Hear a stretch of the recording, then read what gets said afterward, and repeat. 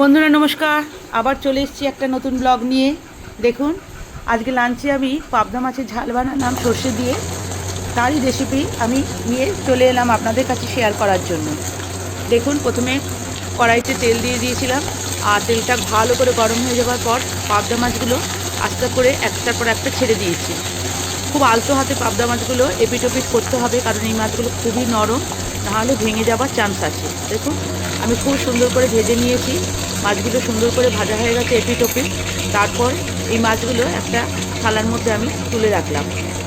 এই মাছগুলো ভাজা হয়ে গেলে আরও 2 পিস মাছ ছিল, সেগুলো আস্তে আস্তে গরম তেলে দেখুন আমি এবার ছেড়ে দেবো। এই যে সেগুলো গরম তেলে ছেড়ে দিলাম। তারপরে ভালো করে দেখুন মাছগুলো ওলট পালট করে ভেজে নিলাম। দেখুন, আস্তে করে মাছগুলো ওলট পালট করে নিলাম। আর এই যে মাছগুলো ভালো করে দেখুন উল্টে পাল্টে দেখুন, এই যে উল্টে আমি ভালো করে মাছগুলো ভেজে নিলাম। খুব সুন্দর করে ভেজে নেবার পর আমি ওই তেলেই অল্প পরিমাণ কালো জিরে দিয়ে দিলাম। কালো জিরেটা একটু ভাজা ভাজা হলে তার মধ্যে সর্ষে, পিষে রাখা সর্ষেটা দিয়ে দিলাম। 1 চামচ কালো সর্ষে, 1 চামচ সাদা সর্ষে, হাফ ইঞ্চি মতো আদা, আর 4 কোয়া রসুন, 2টো কাঁচা লঙ্কা দিয়ে ভালো করে পেস্ট করে নিয়েছিলাম, সেটাই দিয়ে দিলাম তেলের মধ্যে। এবার এর মধ্যে আমি পরিমাণ মতো হলুদ আর পরিমাণ মতো নুন দিয়ে ভালো করে নাড়াচাড়া করতে থাকলাম।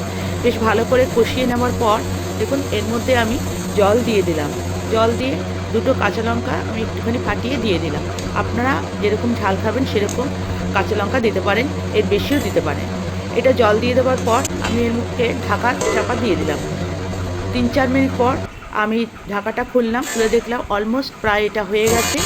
এবার এর মধ্যে আমি ধীরে ধীরে একে একে মাছগুলো ছেড়ে দিলাম। দেখুন, সর্ষের এই ঝালটা একটুখানি পাতলাই রেখেছি, কারণ তাতে অনেকেরই পছন্দ পাতলা খাবার জন্য, আর যারা আরও শুকনো চান তারা আরেকটু শুকিয়ে নিলেও চলবে।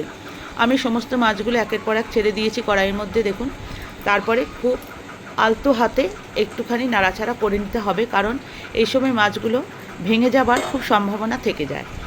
একটু নাড়াচাড়া করে নিয়ে এর মধ্যে আমি কুচনো একটু অল্প পরিমাণ ধনেপাতা দিয়ে দিলাম। দেখুন, ধনেপাতা দিয়ে দিলাম। ধনেপাতা দিলে এর স্বাদটা আরও ভালো লাগবে।